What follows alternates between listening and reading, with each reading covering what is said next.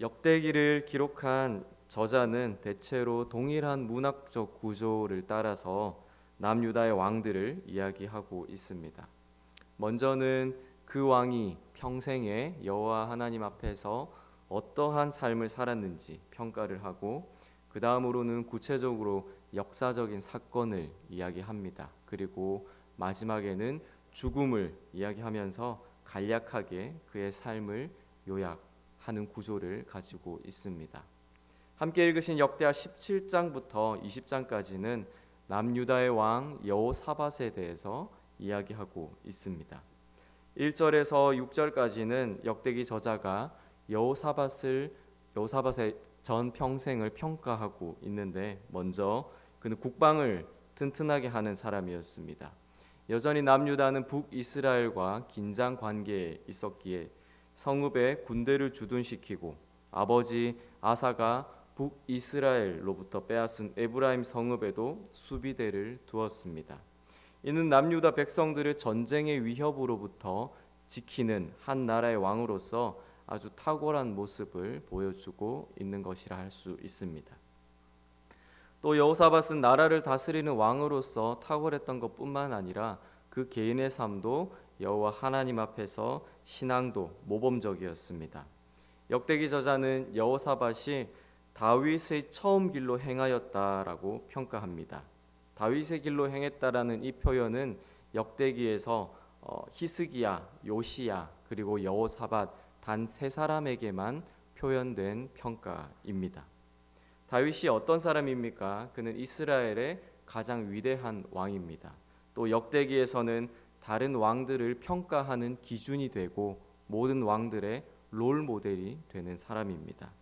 그리고 역대기를 읽는 최초의 독자들인 포로 귀환 세대들에게는 다윗과 같은 왕, 다윗과 같은 메시아가 곧 이스라엘에 와서 이스라엘 나라를 새롭게 하고 회복시킬 것이라는 소망을 갖게 한 그런 인물입니다. 그런 다윗의 길로 행한 것이 무엇을 의미하는 것인지 본문에서 이어서 살펴보면, 그것은 3절에서 이렇게 말합니다. 바알들에게 구하지 아니하고 오직 그의 아버지의 하나님께 구한 것, 하나님을 찾았다는 것입니다. 남유다가 위치해 있는 가나안 땅은 농경 문화를 가진 사회였습니다. 바알은 비를 주관하는 농경의 신이었고, 바알 종교는 가나안 지역의 대표적인 토속 종교 중에 하나였습니다. 농사짓는 사람들에게 있어서 비를 주관하는 신을 숭배하지 않는다는 것은 아주 큰 모험이자 큰 도전입니다. 그럼에도 불구하고 여호사밧은 바알 종교를 따르지 않고 그들의 조상을 애굽에서부터 가나안으로 인도했던 여호와 하나님을 섬겼습니다. 이는 바알보다 여호와 하나님이 더 크고 더 위대하며 유일한 하나님인 것을 고백하는 신앙의 고백인 것입니다. 두 번째로 다윗의 길로 행한 것이 의미하는 것은 하나님의 계명을 행한 것이며, 마지막으로는 이스라엘의 행위를 따르지 않는 것입니다. 당시 북이스라엘은 이미 우상을 숭배하고 있었습니다. 앞서 우리가 역대하 11장에서 르호보암 왕 때에 북이스라엘에 거주하고 있던 제사장들과 레위 사람들이 그 땅이 우상을 숭배하자 남유다로 이주해 왔던 것을 우리가 보았습니다. 여호사밧은 비록 이스라엘이 형제의 나라이지만 하나님의 말씀을 따르지 않고 타락했던 그 나라의 종교 정책과 문화를 따르지 않고 오직 여호와 하나님의 말씀을 지켜 행하는 사람이었습니다. 이처럼 여호사밧은 다윗의 길로 행하는 사람이었고, 또 6절에서 고백하는 것처럼 전심으로 여호와의 길을 걸은 사람이라고 역대기 저자는 알려주고 있습니다. 이어서 6절에는 여호사밧이 유다에 있던 산당들과 아세라 목상을 제거하였다고 말씀합니다.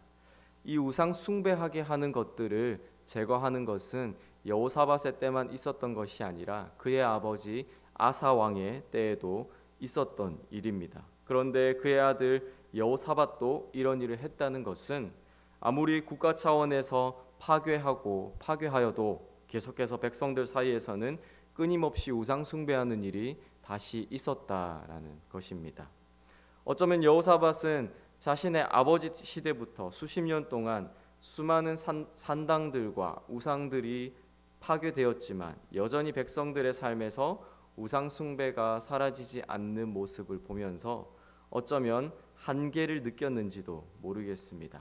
그렇기에 남유다가 더 이상 우상 숭배를 하지 않도록 하는 새로운 종교 정책이 그에게 필요했을 것입니다.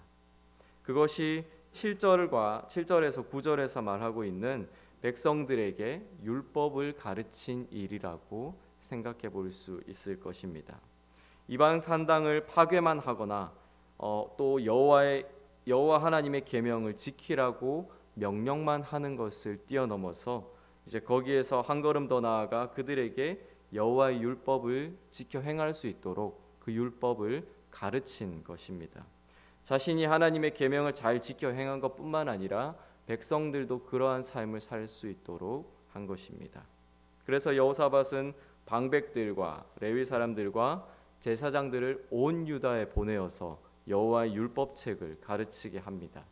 우상 숭배하는 것에 온 마음을 쏟았던 백성들의 종교심과 또 종교적인 열정에 이제는 여호와 하나님과 그분의 말씀이 자리할 수 있도록 한 것입니다. 아마도 그들이 가르쳤던 율법은 좁게는 광야에서 하나님으로부터 받았던 계명과 규례들을 모아놓은 책일 것이고 또 넓게는 모세 오경과 같은 방대한 내용일 것입니다.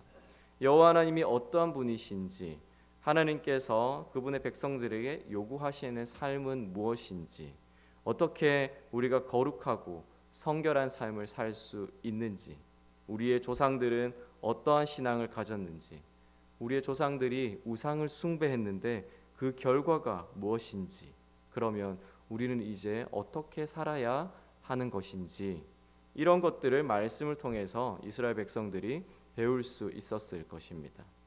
이처럼 말씀을 가르치는 것은 백성들의 삶을 변화시키는 것이고 또 그것은 더 근본적으로 백성들의 마음을 새롭게 하고 변화시키는 일입니다. 더 이상 그 땅의 문화를 따르지 않고 그 땅의 이방신을 섬기지 않으며 이제는 여호와 하나님을 찾고 여호와 하나님을 구하는 그런 마음을 갖도록 하는 것입니다. 거듭 이야기하지만 유다 백성들의 삶에서 이방 제단이 없어졌다고 하여서 그 사람들이 우상 숭배하지 않았습니다. 우상 숭배하는 일을 멈추지 않았습니다. 우상 숭배하는 일은 그들 가운데 계속해서 있었습니다. 마치 우리 사회에서 범죄자들이 더 이상 활개치지 못하도록 여러 제도를 마련한다고 하여서 그들이 포기하고 돌이켜 다시 범죄하지 않는 것과 같습니다. 그들의 범죄는 더 지능적으로 더 악하게 업그레이드 됩니다. 제도나 환경이 마련된다고 하더라도 마음이 변하고 새로워지지 않는 이상 근본적으로 사람의 마음은 잘 변하지 않습니다. 마찬가지로 남유다 백성들도 그들의 동네에 이방 산당이 다 없어졌음에도 여호와 하나님을 찾기를 그들이 선택하지 않는 것은 그들의 마음이 여전히 이방 신들을 향해서 있었기 때문입니다. 그러므로 여호사밧은 이방 산당을 제거하여서 상황과 환경을 조성해 했을 뿐만 아니라 거기에서 더 나아가 그들의 생각과 그들의 마음까지도 새롭게 변화될 수 있도록 여호와 하나님의 율법책으로 가르친 것입니다. 사실 하나님을 향한 우리의 신앙에 있어서 상황과 환경이 영향을 아주 미치지 않는 것은 아닙니다. 우리 삶에 고난이 있고 또 많은 유혹이 있을 때 우리의 믿음이 흔들리기도 합니다. 그러나 사실 상황과 환경보다 더 중요한 것은 우리의 마음입니다. 우리의 마음이 하나님의 진리로 가득해서 흔들리지 않고 견고할 때에 눈에 보이는 상황과 환경은 우리에게 큰 위협이 되지 않습니다. 서면이나 남포동에 가면 길에서 점치는 사람들이 아주 많이 있습니다. 그러나 우리가 그 옆을 지나간다고 해서 내가 저기 들어가서 내 고민을 한번 이야기해 볼까, 혹은 나의 사업 운세를 한번 물어볼까, 내년에 내 삶이 어떻게 펼쳐질 것인지 점을 한번 쳐볼까, 이런 생각은 하지 않습니다. 그런 장소들이 우리의 믿음에 전혀 영향을 주지 못하는 것입니다. 왜 그렇습니까? 우리 마음에 그런 것들이 아닌 여호와 하나님을 의지하는 믿음이 견고하게 자리 잡고 있기 때문입니다. 그렇다면 이런 것은 어떻습니까? 미워하는 마음, 시기와 질투, 물질에 대한 소유욕, 음란한 마음, 거짓, 정죄하고 판단하는 마음, 교만함, 난폭함, 이런 재단들이 우리의 삶에 또 내 삶의 주변에 쌓여 있으면 우리는 얼마나 그것들로부터 자유한 채로 살아가고 있습니까? 또 얼마나 그것에 영향을 받지 않은 채 살아가고 있습니까? 혹 우리의 삶이 이런 것들에 매여 있고 이런 것들에 영향을 받고 있다면 우리는 우리 손으로 이 재단들을 허물어야 할 것입니다. 그리고 그 재단들을 허물 수 있도록 하나님의 도우심을 구해야 할 것입니다. 회개가 무엇입니까? 회개는 그저 하나님, 내가 잘못했습니다. 내가 이러한 것을 다시는 하지 않겠습니다. 라고 고백하고 반성하며 뉘우치는 것이 아닙니다. 회개는 마음을 부수고 새롭게 하는 것입니다. 죄에서 돌이켜서 새로운 곳으로 내 몸과 내 마음의 방향을 바꾸어서 그곳으로 나아가는 것입니다. 우리 삶에서 하나님이 기뻐하지 않으시는 제단을 그저 한번 허무는 것에 그치는 것이 아니라 하나님이 기뻐하시는 새로운 제단을 쌓기 시작하는 것이 회개하는 것입니다. 미움의 제단을 허물고 그 자리에 사랑을 쌓기 시작하는 것입니다. 시기와 질투의 자리에 칭찬과 자신을 사랑하는 마음을 쌓는 것이고, 물질에 대한 소유욕의 자리에 물질을 나누는 넉넉함을, 음란함 대신에 성결함과 거룩함을, 거짓 대신에 정직함과 진실함을, 정죄하고 판단하는 마음 대신에 존중과 격려를, 교만 대신에 겸손을, 난폭함 대신에 따뜻함과 친절함을 쌓기 시작하는 것입니다. 하나님 앞에서 바르지 못한 것, 그 반대의 것들을 우리의 삶에 씨앗을 뿌리는 것입니다. 그것이 모두 어디로부터 오는 것입니까? 모두 하나님에게 속한 것이고 모두 하나님으로부터 오는 것입니다. 그 모든 것들이 하나님의 말씀을 통해서 우리 삶 가운데 임하고 우리 마음밭에 씨앗으로 뿌려지는 것입니다. 우리가 하나님의 말씀을 우리의 생각과 마음에 채울 때, 그리고 하나님의 말씀이 우리 삶의 중심이 되도록 할 때, 우리는 이 땅의 문화를 따르지 않고 하나님이 기뻐하시는 새로운 삶의 방식으로 우리가 살아갈 수 있을 것입니다. 말씀을 맺겠습니다. 우리 모두의 삶이 그렇게 되기를 소망합니다. 여호사밧이 다윗의 길로 행하고 여호와의 길을 걸은 것처럼 우리도 전심으로 여호와 하나님의 길을 걸을 수 있게 되기를 소망합니다. 역대기 저자가 여호와께서 여호사밧과 함께 하셨다라고 평가했던 것처럼 누구라도 우리의 삶을 볼 때에 저 사람에게는 무언가 특별한 것이 있다, 저 사람에게는 정말 하나님이 함께 하신다라는 고백을 들을 수 있게 되기를 소망합니다. 우리가 오늘 하루를 살아갈 때에 하나님의 말씀과 또 하나님의 성품을 따라서 우리 삶의 선한 재단을 계속해서 쌓을 수 있기를 바랍니다. 또 우리가 이 시간 기도하시며 나아가실 때 우리의 마음밭을 갈고 또 그곳에 하나님의 새로운 성품들을 우리가 심을 수 있기를 바랍니다.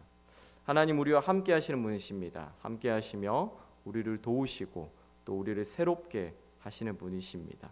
그 하나님을 우리가 기대하면서 우리가 이 시간 자유롭게 기도하시며 나아가도록 하겠습니다. 함께 기도하시며 나아가시겠습니다.